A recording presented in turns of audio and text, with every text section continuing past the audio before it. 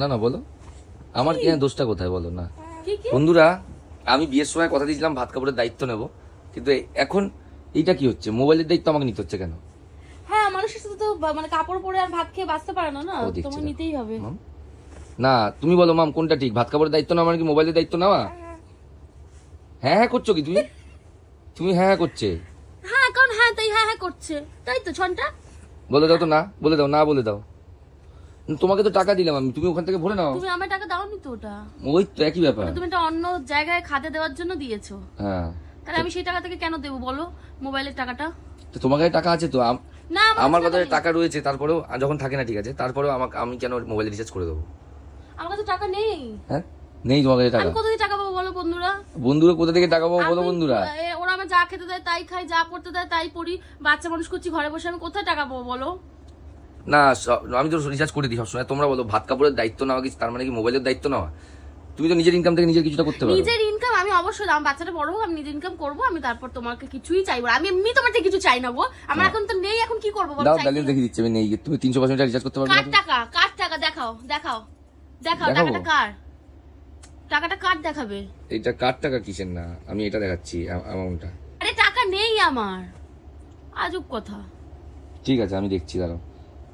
তোমার এটা কি ব্যালেন্স? এটা কি, এটা কি মানে ওই শকুনির চোখ পড়েছে ওইটাতে? এটা কি, এখান থেকে তুমি 385 টাকা 395 টাকা রিচার্জ করতে পারো না? করলে তো শেষ হয়ে যাবে। কেন শেষ হয়ে যাবে? করলে তো শেষ হয়ে যাবে। একটা জীবনে ধরো বন্ধুরা, মাসে 500 টাকা দিতে গেলে আমাকে যা কথা শোনায় না, তোমরা জানো না, ওকে তোমরা চেনো না, এখন 300 টাকা নেওয়ার জন্য আমার থেকে এরকম করছে। আমার রিচার্জ করার জন্য, ও রিচার্জ করার জন্য বলছি তুমি রিচার্জটা করে নাও, আমার টাকা পয়সা নেই। হ্যাঁ, আমি যখন আবার কাজবাজ করব আমি তোমার থেকে চাইবো। কাজবাজ করছো তো, রিলস করছো, আরে পয়সাটা তো পেতে লাগবে। পয়সা পাচ্ছ তো মাম? তুমি আর সত্যি কথা বলো মাম, মোবাইলের রিচার্জ কি আমার করে দেওয়া উচিত? তোমার ভিডিওর পেছনে দাঁড়াও, মোবাইলের রিচার্জ কি আমার করে দেওয়া উচিত মাম? ও মাম, করে দেওয়া উচিত? হ্যাঁ বা না বলে দাও তো। কতবার বলছে, আর কি লাগে গো, কি লাগে? একটা অবুঝ দুধের শিশু করে বলছে, কারণ জানে যে মা এখন কোথা থেকে ইনকাম করবে। যেদিন পারবে সেদিন তোমার থেকে চাইবে না, আগেও চাইনি, পরেও চাইবো না। ঠিক আছে, আমার মেয়ে যখন বললো রিচার্জ করে দিতে, তাহলে আমি করে দিই, কারণ মেয়ে বলে দিয়েছে, আর কিছু করার নেই এখানে। মাম তাহলে আমি রিচার্জ করে দিলাম মাকে, হ্যাঁ করে দিলাম মাম রিচার্জ, করে দিলাম। কি হয়েছে মাম? ওই যে বলছে না করো না বাবা, বাবা বাবা করো না বাবা, এখন করো না এত তাড়াতাড়ি, তাই তো মাম? হ্যাঁ, আগে মামকে জিজ্ঞাসা করো রিচার্জ করে দিলে তোমার জন্য কি দেবে মাম। আরে দাও, এত বিরক্ত করো না ওকে, বলছে দাও দাও, আর কত টাইম ওয়েস্ট করবে? মাম তাহলে করে দিচ্ছি রিচার্জ। এরকম তো করছে গো, করে দিচ্ছি রিচার্জ। হ্যাঁ ঠিক আছে, যাই হোক রিচার্জ করে দিলাম। তোমাদের বাড়ি থেকে তোমরা সবাই এরকম মায়ের, হ্যাঁ বলো কি বলছো? হ্যাঁ খুব খুশি, এই তো ভালো বাবা, এটাই বলছে ভালো বাবা। আচ্ছা তোমরা বলো তো আমার মেয়ে কি বলতে চাইছে কি এখন এরকম করে?